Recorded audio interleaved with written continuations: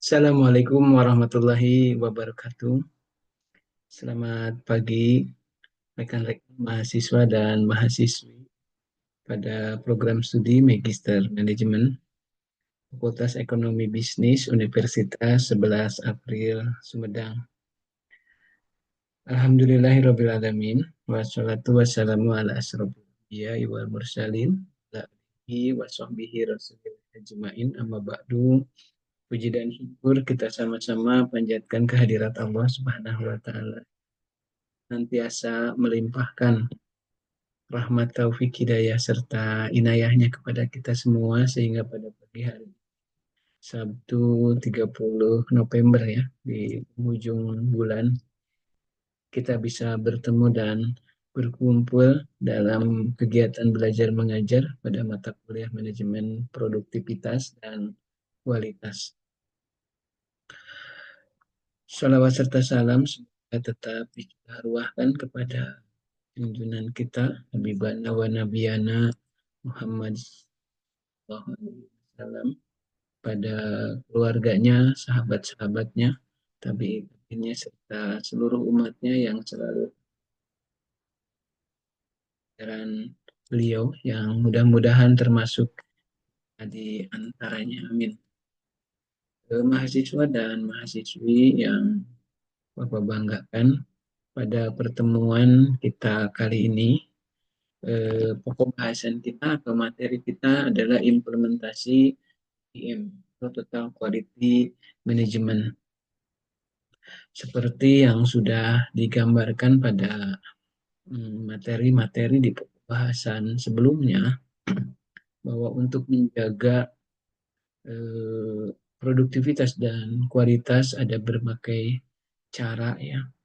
Tentu yang kita utamakan adalah kepuasan dari pelanggan, karena di perusahaan pelanggan atau konsumen merupakan titik yang menjadi tujuan utama, karena perusahaan mayoritas yang bisnis ini kan sifatnya profit oriented.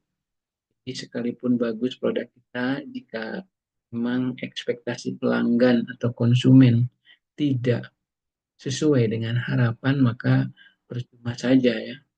Sekalipun produk kita bagus menurut kita, tetapi jika memang tidak sesuai dengan apa yang diharapkan, ekspektasi mereka mungkin tidak akan laku dijual, sehingga pendapatan perusahaan kita tidak sesuai juga dengan harapan, dan pada akhirnya kesejahteraan baik karyawan maupun kelangsungan perusahaan tidak bisa berjalan secara maksimal ya.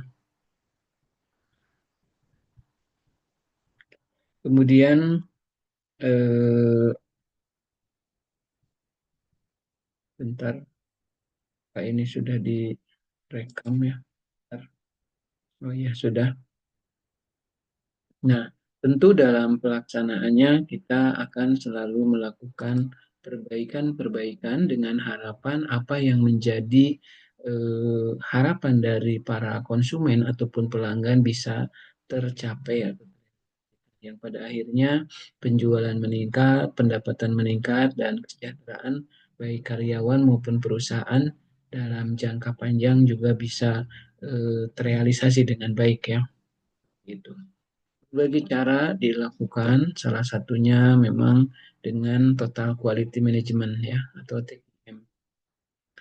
Nah, jika kita merunut kepada pendapat para ahli ya, salah satunya ya mungkin Bapak Ibu sudah kenyang ya dengan beberapa pakar di bidang produktivitas maupun kualitas ya, Edward Deming dengan eh, apa 14 Deming yang Bapak Ibu sudah pahami, kemudian Crosby dan lain sebagainya, kemudian bagaimana metode untuk eh, melakukan produktivitas dan kualitas dengan metode maupun Lean Management ya. Ini salah satunya adalah untuk bagaimana produktivitas dan kualitas. Bahkan Crosby dengan pendapat zero ataupun nol cacat ya, artinya jangan sampai banyak produk-produk yang cacat. Nah, TQM sendiri menurut Edward Deming, nah ini merupakan salah satu pelopor dari TQM ya, Total Quality Management. Ini menurut Deming ini TQM ini merupakan filosofi manajemen ya yang menekankan peningkatan kualitas. Nah, peningkatan kualitas. Jadi, kualitas di sini apa? Memang standarnya selain standar normatif, ada standar market oriented. Artinya apa yang diinginkan, apa yang dibutuhkan oleh konsumen ya, oleh pelanggan. Nah, itu ya. Kalau pelanggan memang menyukai, ya berarti kualitas kita secara indikator ekspektasi dari pelanggan berarti sudah terrealisasi dengan baik. Nah, menurut Deming ini TKM ini filosofi manajemen. Manajemen dari mulai planning kan, organizing, expecting, control. Ini sebuah siklus dari Kaizen juga ya.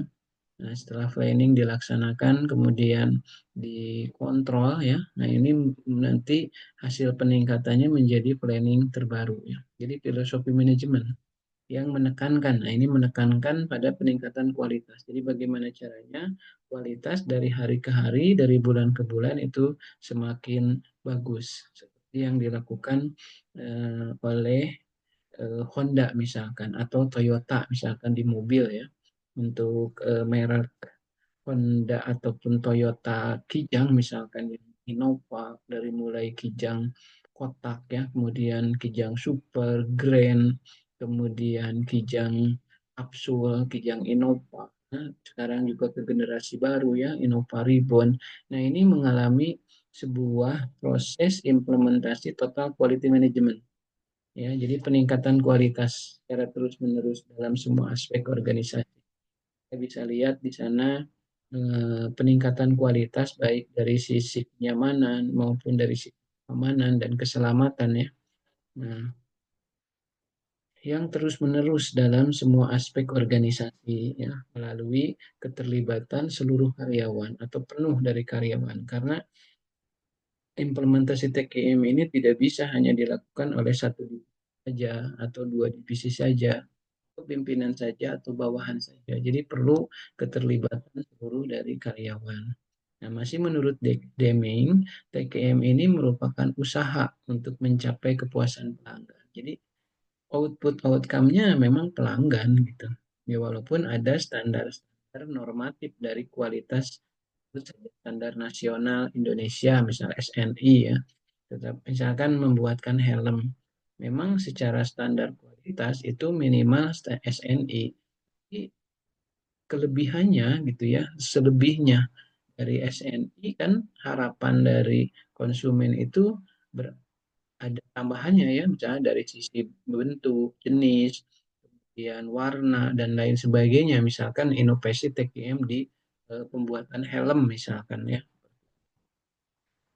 Nah, ini TKM ini sebagai usaha untuk mencapai kepuasan pelanggan. Jadi ekspektasi pelanggannya kemana? Tentu saja standar nasional yang normatifnya atau standar internasional yang normatifnya dipenuhi dulu. Nah, baru nanti misalkan fungsi laptop. Laptop ini kan untuk ngetik dan lain sebagainya ya fungsinya. Tapi kita bisa menambahkan di total quality management ini selain inovasi kegunaan, tapi juga mungkin ataupun kegunaan kemanfaatan, tetapi juga menambahkan dengan apa yang diinginkan oleh pelanggan atau konsumen. Jadi secara standar manfaat inti, misalkan bis kualitasnya gitu ya, terus benefit yang ada di dalam komputer tersebut gitu. Nah, tambahannya bisa saja dari warna, dari jenis, dari bentuk ya. Nah, ini yang disebut dengan market oriented. Apabila ekspektasi misalkan saya misalkan di laptop ini saya ekspektasinya yang penting bisa ngetik, bisa presentasi, bisa ya yang standar-standar aja. Pada saat si perusahaan laptop ini misalkan melakukan apa ya total quality management di melebihi ekspektasi pelanggan, maka saya akan tambah puas dan pastinya membeli yang produk-produk yang sesuai dengan harapan dari pelanggan. Dan buat perusahaan pada saat terjadi jualan yang meningkat ataupun banyak, maka akan menambah income atau pendapatan dari perusahaan. Ya, kesejahteraan karyawan akan berlangsung dalam jangka panjang dan kesejahteraan semua pihak yang ada di dalam perusahaan termasuk juga owner ataupun komisaris, direksi dan lain-lainnya gitu. Terus saja melakukan improvisasi ya. Improvisasi continuous improvement. Sementara Bapak Ibu juga sering sekarang selain Deming, Juran ya, Joseph M. Juran. Nah, ini juga ahli di bidang MSDM, terutama produktivitas dan kualitas. Nah, Juran ini mendefinisikan TKM sebagai pendekatan manajemen yang terstruktur dan sistematis, di mana organisasi mengelola kualitas di setiap tahap operasional. Nah, jadi dari mulai bahan baku masuk, ya dibeli sampai output keluaran bahkan outcome-nya. Nah, ini dievaluasi secara detail dalam rangka meningkatkan kualitas untuk mencapai kepuasan pelanggan. Jadi sama ya kepada kepuasan pelanggan. Kalau di kita di pendidikan, kepuasan pelanggan, pelanggannya siapa? Pengguna, serapan gitu. Dunia usaha, dunia industri. Alumni kita, prodi kita ini ada di mana? Ada di ASN, ada di Pemda, ada di kementerian, ada di guru yang jadi guru, ada yang jadi wirausaha, ada yang kerja di bank. Nah, mereka yang memanfaatkan produk kita, alumni kita ini menjadi pelanggan atau pengguna dari alumni kita. Nah, kalau hasil tracer tadi ini apakah pelanggan ini atau pengguna ini sudah pas puas dengan serapan alumni Unsab misalkan.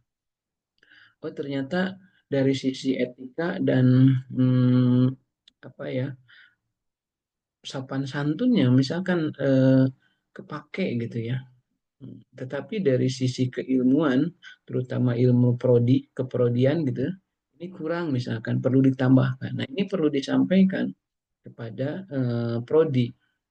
Nah, prodi akan merevisi dalam arti melakukan total quality management, memperbaiki sesuai dengan masukan dan permintaan dari pengguna atau pelanggan. Maka muncullah standar kompetensi lulusan yang dibilang kalau di SMP SKL-nya ya.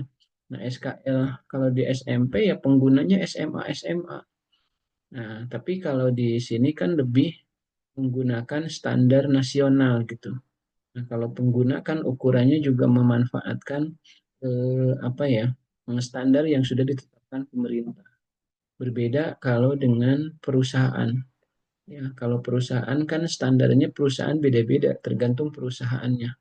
Nah, oleh karena itu standar yang diinginkan atau kompetensi ataupun keahlian yang harus dimiliki oleh produk kita dalam arti alumni ya yang keluar mahasiswa maka harus menyesuaikan dengan apa yang dibutuhkan atau yang dipesan.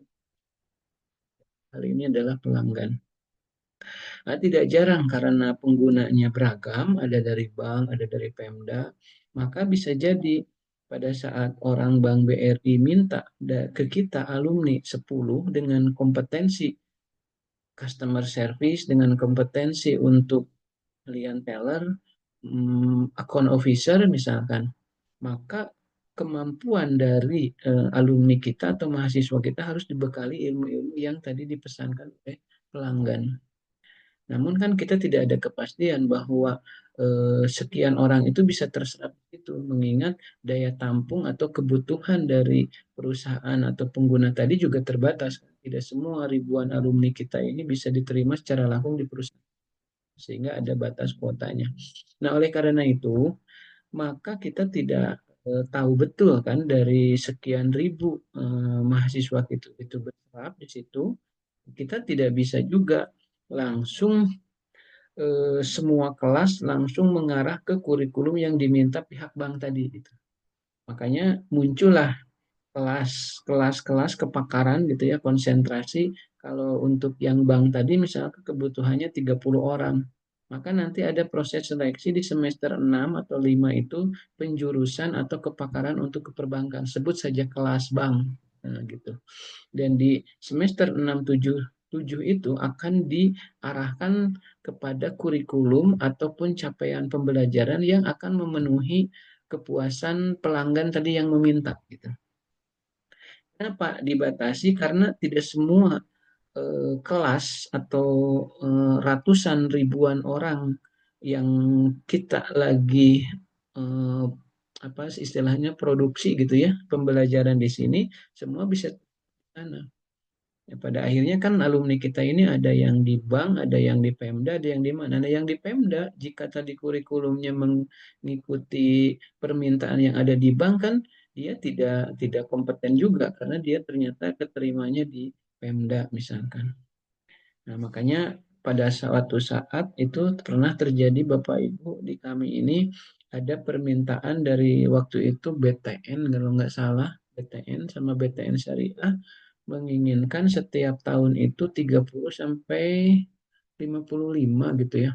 Kalau nggak salah tesnya juga di kampus waktu itu setelah lulus sidang itu ada tes.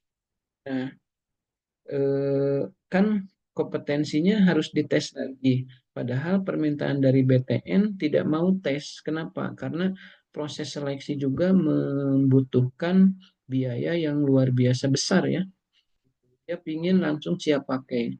Nah, tetapi untuk bisa menyiapkan yang siap pakai tadi sesuai kebutuhan pengguna atau pelanggan, maka dari sejak semester dini itu diarahkan untuk ke kurikulum yang dia minta gitu.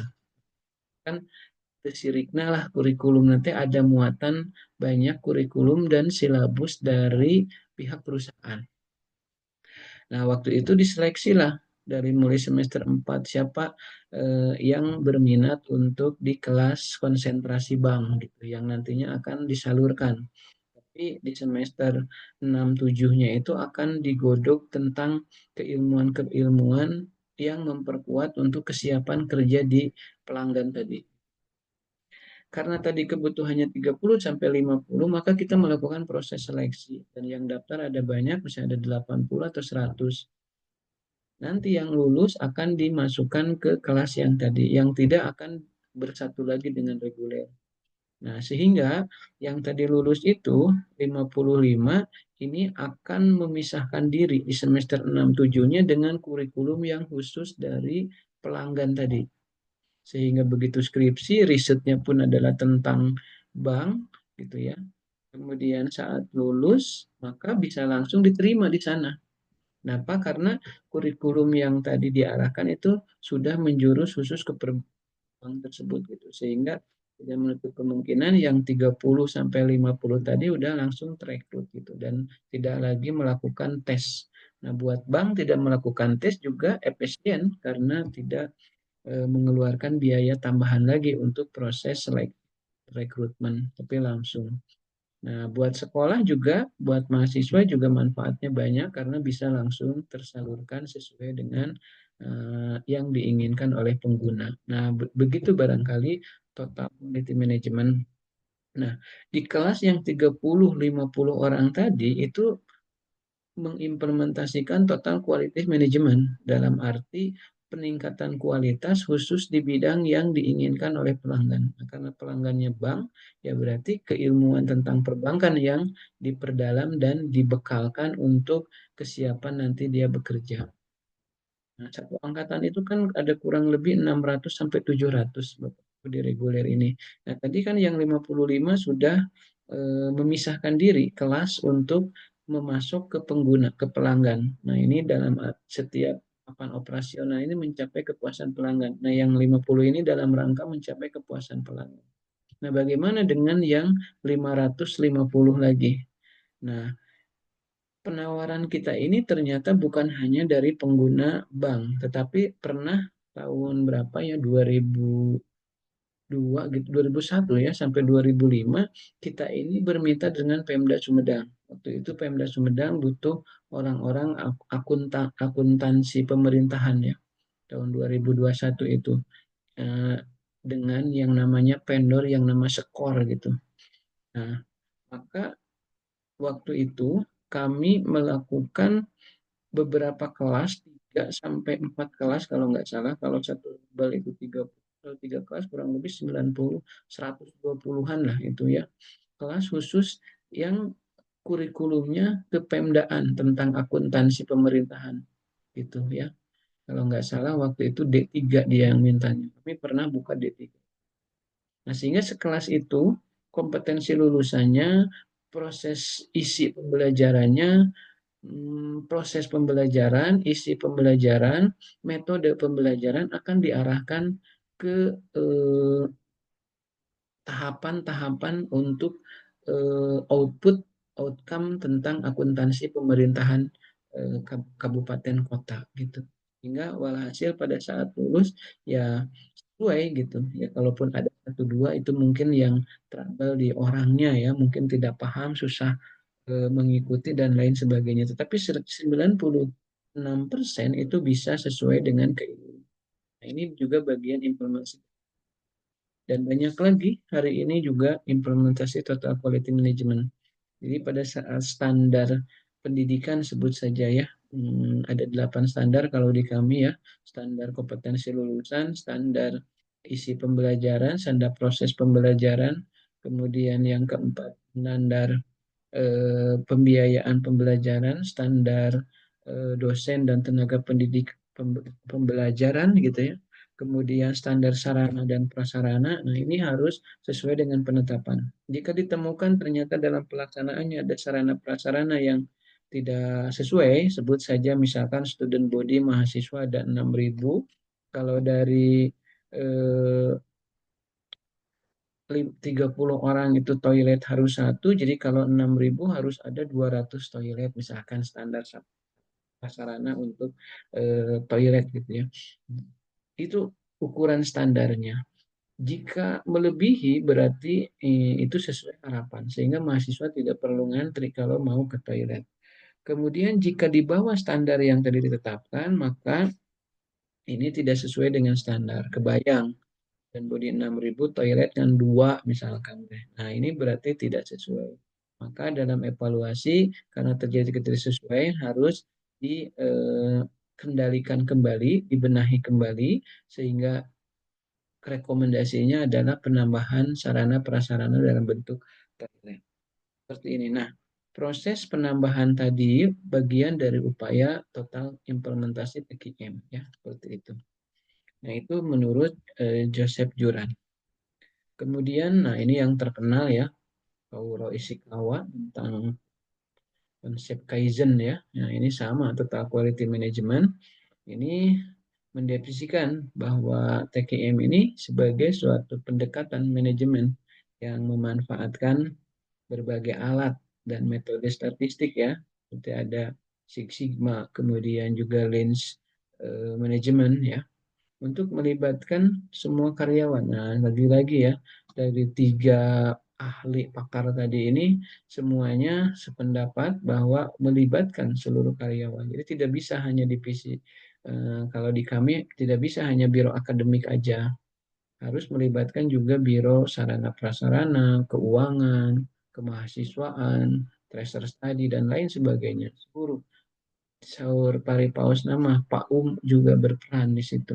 Itu pesuruhnya tidak ada yang tidak punya peran. Jadi harus melibatkan semua karyawan dalam organisasi atau guna meningkatkan kualitas produk. Nah, kalau di kampus kan produk kita adalah alumni ya, yang siap diserap di dunia kerja. Dan sebagai bagian dari implementasi TKM ya, di mana karyawan bekerja sama untuk menyelesaikan masalah kualitas. Jadi perlu ada koordinasi. Kalau tidak ada ya manajemennya ada yang salah, karena dalam fungsi-fungsi manajemen selain planning juga harus dilaksanakan, harus dikoordinasikan, harus dievaluasi, kemudian juga di kontrol ya, controlling. Selanjutnya Feigenbaum ini menjelaskan bahwa TKM ini sebagai sistem efektif yang menyatukan berbagai bagian dari suatu organisasi, dari pemasok hingga pelanggan ya, dari mulai pemasok sampai pelanggan. Jadi dari mulai input sampai output outcome. untuk menciptakan kepuasan pelanggan secara total. Syukur bisa melebihi dari harapan setiap konsumen ya.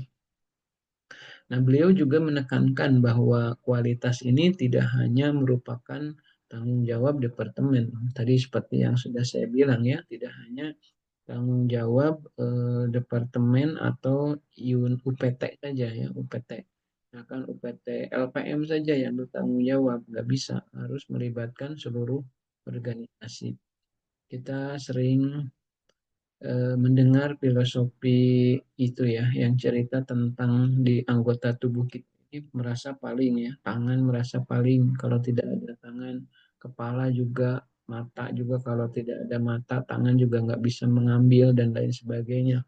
Ternyata semua anggota tubuh ini menyepelekan, mengucilkan ini ya, yang dalam kebiasaan di tubuh kita ini seperti tersebut. Nah ini nggak ada gunanya katanya, bahkan memalukan. Dia yang melakukan malah muka yang ikut malu, kemudian tangan juga ikut eh, apa ya istilahnya ikut ya, sampai-sampai tangan juga menutup hidung dan muka gitu dan lain sebagainya. Nah, suatu saat kan si kentut ini merasa terkucilkan, maka dia eh, istilahnya sedih lah gitu ya, sehingga tidak keluar gitu. Nah, pada saat tidak keluar, ternyata kembung ininya apa perutnya kembung ya, karena kentut nggak mau keluar, sehingga pada saat nggak mau keluar kembung, perut kembung, kemudian demam, terjadi demam dan lain sebagainya, tidak enak, pusing, mual, kemudian lemah, letih, lesu. Nah, di situ baru menyadari kenapa bisa demikian. Oh, ternyata setiap anggota tubuh, setiap gerakan, setiap kegiatan yang ada di tubuh organisasi ini punya peran-peran masing-masing, sehingga tidak bisa untuk meningkatkan ataupun total quality management itu hanya tanggung jawab bidang tertentu saja atau tanggung jawab pimpinan saja atau malah tanggung jawab bawahan. Tidak harus semua departemen, semua karyawan bertanggung jawab dan melaksanakan apa yang menjadi kesepakatan bersama, terutama peningkatan kualitas. Nah, ini tujuannya ya kenapa kepuasan pelanggan, karena di perusahaan itu kan profit oriented. Jadi seluruh biaya-biaya bisa dibiayai dengan pendapatan yang dihasilkan. Bahkan dari pendapatan ini berharap ada selisih lebih untuk apa para investor yang menanamkan modal di usaha perusahaan. Nah, apalagi mereka juga investasi tujuannya adalah untuk laba ya, untuk laba, untuk mendapatkan profit. Nah, dengan demikian harus ada penjualan. Pada saat penjualan terjadi, maka produk kita memenuhi kualitas standar. Nah, harapan konsumen kan sesuai standar ya. Kalau di air minum bisa menyehatkan, menghilangkan dahaga, kan itu ya standar-standarnya. Ternyata ada aspek lebihnya, misalkan oh ternyata hmm, selain higienis ternyata si apa ya wadah mineralnya itu bisa dijual kembali, kan itu benefit tambahan yang diharapkan konsumen, tetapi melebihi dari ekspektasi untuk menghilangkan haus dan lain sebagainya, ini malah dapat tambahan itu misalnya ya, seperti itu dalam rangka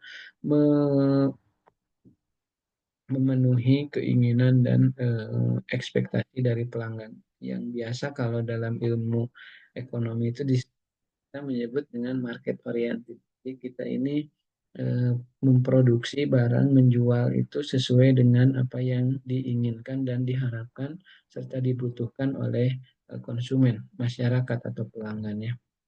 Kemudian Philip Crosby mendefinisikan bahwa TKM ini sebagai manajemen pencegahan cacat. yang dilakukan dalam metode Six Sigma ya dan Lens Management ya. Jadi mengurangi bahkan kalau bisa jangan ada yang cacat, zero defect ya. Nah, ini tujuannya mencapai kualitas sempurna. Jadi kalau tidak ada yang cacat sama sekali berarti sempurna produk. Tidak ada yang gagal melalui pengendalian kualitas. Nah, jadi kualitas ini perlu dikendalikan untuk menjaga kualitas. Jika kualitas terjaga, maka kepercayaan dari konsumen juga akan terjaga, bahkan bisa bertambah sehingga produk kita bisa terjual.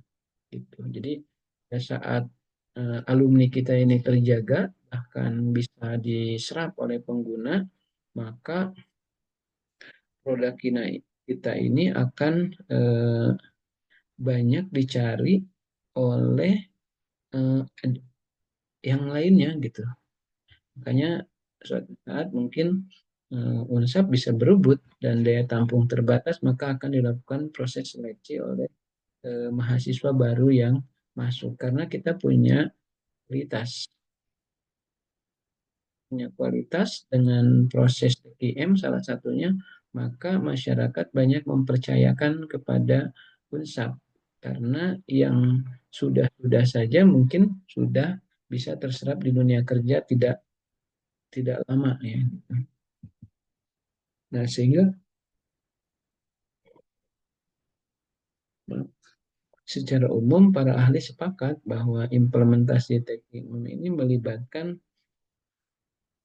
peningkatan kualitas secara terus-menerus. Jadi continuous improvement ya pada eh, dengan keterlibatan karyawan ya penuh, tidak ada yang diwilah-wilah istilahnya dengan pendekatan sistematis serta fokus pada kepuasan pelanggan. Jadi fokusnya itu kepada kepuasan karena kalau pelanggan sudah puas, maka mereka akan belanja kembali atau membeli kembali. Kalau punya di kampus pasti akan merekomendasi sekolah di tempat yang sama seperti kakaknya gitu ya.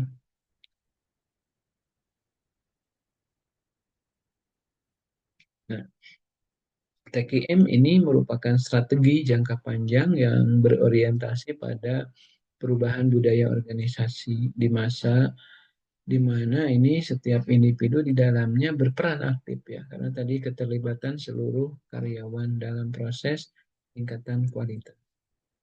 Nah, tujuan implementasi TKM itu apa? Jelas ya, memenuhi dan melampaui. Jadi, memenuhi harapan pelanggan paling tidak. Karena kalau terpenuhi maka pelanggan senang, maka akan belanja banyak. Bahkan akan bicara ya dari mulut ke mulut bahwa produk tersebut adalah bagus. Nah, selain memenuhi, syukur-syukur bisa melampaui harapan dari pelanggan. Misalkan harapan pelanggan masuk ke Unsap ini orang tuanya biar bisa kerja misalkan. Ini malah sudah bisa kerja, malah bisa sambil ngedosenan misalkan. Jadi melampaui ya harapan dari pelanggannya. Nikmat yang luar biasa ya jika anak didiknya bisa sampai seperti kalau di produk barang mungkin selain memenuhi unsur hausnya misalkan ternyata melampaui harapannya, oh air mineralnya bisa dijual kembali, bahkan PT tersebut menampung kembali air apa packagingnya ya, sehingga punya nilai manfaat tambahan ya. Kalau tadi ini kinerja utamanya gitu ya, nah, kalau ini kinerja tambahannya gitu, melampaui berarti melampaui harapan dari konsumen ya. Kemudian konsep dasar TKM sendiri yang pertama tuh paling utama adalah bagaimana pelanggan, kepuasan pelanggan. Jadi kalau Pak Abdurrahman misalkan di bagian zakat, kalau dari bagian pengumpulan dana zakat yang berhubungan dengan para agnia, ini gimana kepuasan para agnia ini, misalkan dijemput, ada aplikasi penghitungan, nisab haul, kemudian mau akad transaksi zakat juga dibimbing dan lain sebagainya. Kalau memang itu sebuah harapan dari pelanggan dan itu direalisasikan, maka di situ akan terjadi pelanggan. Jangan sampai juga Anda merasa sudah bagus bagi untuk memanfaatkan pelanggan, tapi sebenarnya pelanggan tidak ingin itu. Nah, ini juga jangan menafsirkan apa yang menjadi keinginan atau harapan atau kebutuhan pelanggan. Nah, jika ekspektasi dari pelanggan kita sudah punya dan benar-benar akurat bahwa kebutuhan ini perlu merealisasikan, dan dalam merealisasikannya kita tidak bisa hanya melibatkan satu dua divisi atau hanya satu dua personal saja, terus melibatkan total karyawan. Semua karyawan harus berpartisipasi dalam upaya peningkatan kualitas. Kita dalam rapat, dalam meeting, dalam monitoring itu selalu disampaikan tentang konsep dari peningkatan kualitas ini. Itu termasuk manfaatnya. Salah satunya juga akan meningkatkan laba dan penjualan kita yang pada akhirnya akan meningkatkan pekerjaan kita semua sebagai karyawan di perusahaan ini. Sehingga mindset dari karyawan ada keinginan bersama untuk meningkatkan kualitas yang pada akhirnya terjual jadi banyak, pendapatan banyak, maka pada akhirnya akan kembali lagi kepada seluruh karyawan. Yang ketiga, konsep dasar TKM ini, maaf, adalah perbaikan berkelanjutan, continuous improvement. Organisasi berfokus pada peningkatan kualitas yang dinamis ya, dan progresif ya, perubahan. Nah, implementasi utama dalam implementasi TKM ya selalu ya nomor satu fokus pada pelanggan. Jadi, pelanggan ini merupakan pusat dari setiap proses bisnis.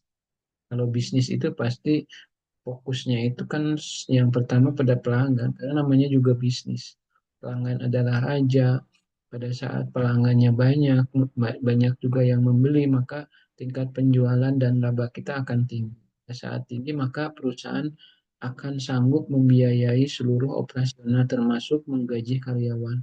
Bahkan jika memungkinkan karena pendapatannya tinggi, maka karyawan juga bisa ditambahkan, bisa dinaikkan ya, target-targetnya bisa melampaui. Sehingga yang pertama elemen utama dalam implementasi TKM itu adalah fokus pada pelanggan, baik kebutuhannya maupun keinginan dari pelanggan ya. Nah, kemudian kalau sudah tahu keinginan karyawan, keinginan pelanggan, maka kita harus menyampaikan tadi dalam sosialisasi. Karena apa? Karena butuh keterlibatan seluruh karyawan, sehingga biasanya tidak bosan-bosan manajer, komisaris akan menyampaikan tentang apa yang menjadi konsep serta planning yang awalnya dari market oriented atau memenuhi kebutuhan pelanggan, kita perlu dalam operasionalnya perlu menggerakkan seluruh karyawan sehingga program tersebut bisa disampaikan dalam rapat, meeting, dan lain sebagainya. Yang jelas karyawan seluruhnya menjadi memahami dan mau mensupport serta bersinergi untuk perbaikan kualitas eh, dari manajemen. Ini tentu tidak mudah dalam implementasinya karena karyawan senior dan karyawan junior, terutama kawan senior merasa memahami, sehingga kalau ada aturan baru mungkin agak cenderung apatis ya. Kemudian juga yang selanjutnya bisa saja keterlibatan karyawan tidak solid, tidak terjadi selain kurang sosialisasi, mungkin juga ada faktor konflik mungkin kepada atasannya tidak terlalu senang sehingga beberapa karyawan tidak support, tidak terlibat dalam eh, peningkatan TKM tersebut. Sehingga ini sangat disayangkan ya. Nah, ini akan menjadi penghambat kepada gerak langkah inovasi dan kemauan seluruh karyawan untuk perbaikan kualitas manajemen. Nah, sehingga tidak baik seperti yang tadi. Maka dari itu keterlibatan total karyawan. Makanya setiap rapat, meeting, bahkan jika lagi makan di kantin saja, ketemu antara bawahan dan atasan itu ngobrol supaya lebih rileks dan ringan ya, tetapi substansinya adalah tetap pada peningkatan kualitas produk untuk meningkatkan kepuasan pelanggannya. Nah, kemudian pendekatan proses. Nah, ini dalam prosesnya organisasi ini dan sebagai bagian dari proses pengendalian dan peningkatan kualitas dilakukan dengan memahami ya, kemudian memahami dulu, di-share kita juga kan dari awal, kemudian memetakan ya, mungkin udah mulai langkah selanjutnya dan mengelola proses untuk memastikan output berkualitas. Hal ini melibatkan penggunaan alat-alat ya seperti diagram alur atau flowchart dan diagram sebab akibat yang biasa di akademik itu merupakan fishbone ya, bentuk tulang ikan ya, yang pada akhirnya ada rekomendasi dan keputusan-keputusan. Dan yang keempat, perbaikan berkelanjutan, continuous improvement ya. Nah, konsep Kaizen dalam TKM ini mendorong organisasi selalu mencari cara meningkatkan kualitas. Nah, di ayam broiler misalkan peningkatan dulu kan penghangat untuk ayam masih kecil disebut DOC itu pakai semawar biasa. Hangat sih, tetapi ke bahan bakar agak boros. Kemudian pada saat eh, bahan bakar baik minyak tanah maupun bensin naik kan ini operasionalnya menjadi tinggi. Maka biasanya si para pengusaha ayam itu berpikir untuk perbaikan kualitas. Ada yang memang mencoba pakai batu bara, ada yang mencoba pakai listrik. Ya silakan, walaupun nanti efisien, tetapi kalau tidak efektif, badan ayamnya tidak meningkat drastis, sehingga ini juga tidak diinginkan atau sebaliknya. Maka perlu kolaborasi eh, atau sama-sama ya, seperti. Nah, kemudian yang kelima adalah pengambilan keputusan berdasarkan fakta. Data menjadi dasar, sehingga data ini menjadi dasar untuk membuat keputusan dalam TKI. Jadi jangan tidak berdasarkan data, nanti bisa jadi salah ya. Di penggunaan metode statistik dan alat kontrol kualitas seperti statistikal proses kontrol ya, memungkinkan organisasi untuk menganalisis masalah-masalah dengan tepat dan melakukan langkah perbaikan yang uh, kemudian yang keenam ini pendekatan sistemik terhadap manajemen. Yang memang diakui bahwa TKM ini mendorong organisasi melihat keseluruhan sebagai yang terkait ya. Semua proses di organisasi harus selaras. Tidak boleh ada satu dua yang tidak selaras. Maka itu akan menyebabkan eh, keterlambatan dalam kemajuan dari organisasi maupun hubungan baik dengan pemasok. Nah, ini perlu juga dijaga ya, hubungan baik dengan pemasok. Jadi kualitas produk akhir sangat dipengaruhi oleh kualitas bahan baku. Jadi output dipengaruhi oleh juga oleh input gitu. Ya, selain dari proses di TKM mendorong organisasi untuk membangun hubungan jangka panjang dengan pemasok yang berkualitas serta melibatkan mereka dalam proses peningkatan. Nah, elemen kunci dalam implementasi TKM pertama kepemimpinan yang kuat. Jadi tanpa ada pemimpin yang kuat, teguh, pintar, ya saya rasa percuma saja walaupun ada ide-ide yang dikembangkan oleh anak buah, tetapi akselerasi dan progresnya tidak akan seperti datangnya dari para pimpinan. Jadi kepemimpinan yang kuat di tingkat eksekutif sangat penting untuk mendorong dan memelihara budaya kualitas. Pimpinan harus menjadi teladan dalam menjalankan prinsip M ya. Yang elemen kunci kedua adalah pelibatan dan pemberdayaan karyawan. Tadi ya, Jadi harus melibatkan dan memberdayakan seluruh karyawan. Pelibatan dan pemberdayaan karyawan. Implementasi TKM hanya berhasil jika seluruh karyawan di berbagai level dilibatkan. Jadi jika bahkan satu divisi, dua divisi yang memang sudah eh, tidak sinkron atau tidak terlibat atau acuh, maka susah ya elemen kunci implementasi TKM ini bisa. Jadi harus terlibat seluruhnya ya. Kemudian pendekatan proses dan sistem. Ini fokus pada peningkatan setiap proses itu di proses di kemudian pengelolaan pelanggan atau lainnya. Ini dengan pendekatan sistem ini organisasi harus melihat semua bagian sebagai sistem tercipta, bagi sistem yang terintegrasi yang setiap elemennya harus berfungsi optimal. Kemudian keempat, pengendalian dan pengukuran kualitas. Nah, alat-alat statistik seperti proses kontrol.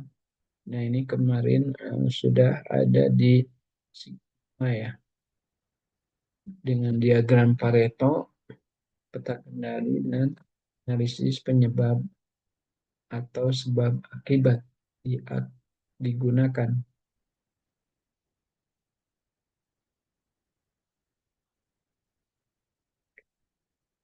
untuk memonitor dan mengendalikan kualitas di setiap tahap proses.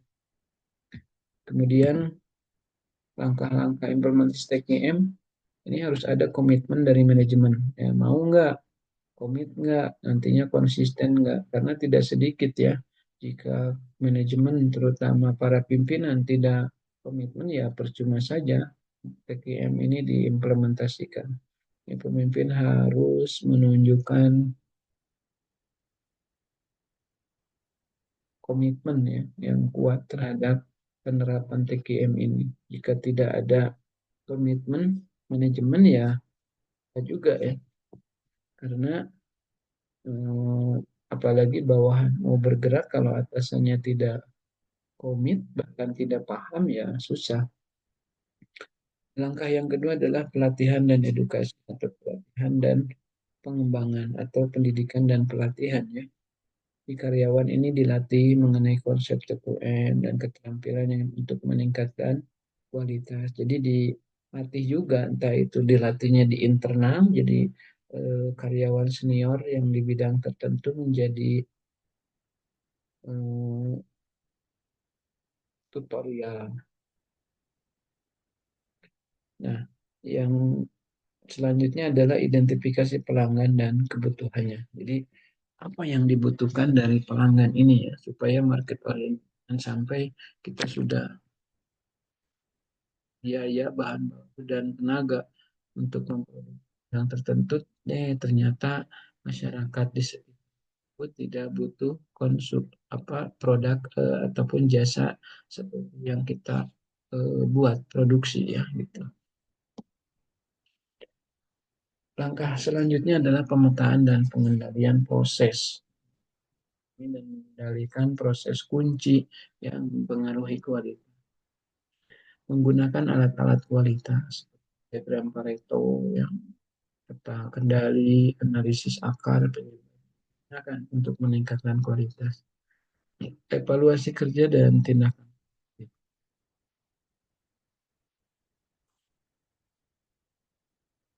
Nah, untuk evaluasi ini biasanya dilakukan monitoring dan pengukuran kinerja dilakukan secara rutin ya, bisa per bulan, per triwulan maupun per semester untuk memastikan standar kualitasnya terpenuhi atau tidak ya.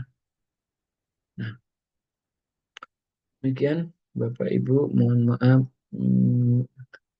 videonya dibuat malam dan besok mungkin hari ini perkuliahan ini dilaksanakan secara daring, asinkron kembali ya melalui channel YouTube.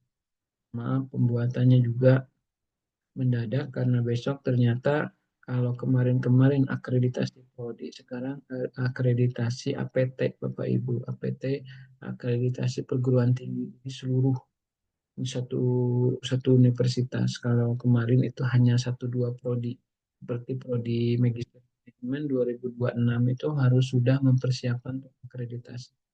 Akreditasi juga dalam rangka menjaga kualitas sehingga masyarakat melalui Badan Akreditasi Nasional bisa mempercayakan anak didiknya kuliah di perguruan tinggi tersebut karena sudah melalui proses eh, menjaga produktivitas dan kualitas alumni-nya.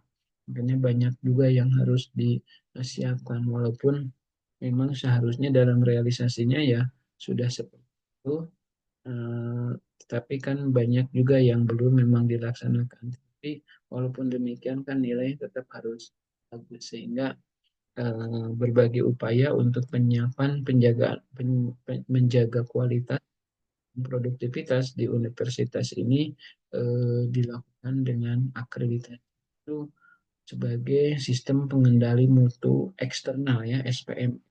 Hanya di internal sendiri sebelum oleh SPM SPME ya atau yang kita punya akreditasi maka harusnya dilakukan dulu evaluasi monitoring evaluasi internal PT tersebut. Nah, hal ini kalau di Unsur lembaga penjamin mutu. Nah, mereka itu harus menjaga menjamin mutu seperti proses akreditasi. Nah, kalau proses ini sudah berjalan terbiasa dan lancar, maka kegiatan akreditasi juga saya kira tidak akan terlalu sulit untuk menyiapkan dokumen maupun saat visitasi dan lain sebagainya. Baik itu saja Bapak Ibu, mohon matanya sudah rapat sekali ini malam. Jadi mohon maaf apabila ada banyak kekurangan dan kesalahan. Intinya implementasi TKM saya rasa implementasi sudah. Namun bagaimana bisa implementasi TKM ini optimal untuk menjadikan organisasi atau perusahaan kita ini eh, berstandar ataupun melampaui standar dan akan mendapatkan kepercayaan dari masyarakat di mana anak-anaknya bisa menyekolahkan di tempat eh, yang kita promokan ya gitu saja Bapak Ibu, maaf rapat sekali ini mata. Mohon maaf apabila banyak kekurangan dan kesalahan. Terima kasih. Assalamualaikum warahmatullahi wabarakatuh. Mohon maaf ngantuknya.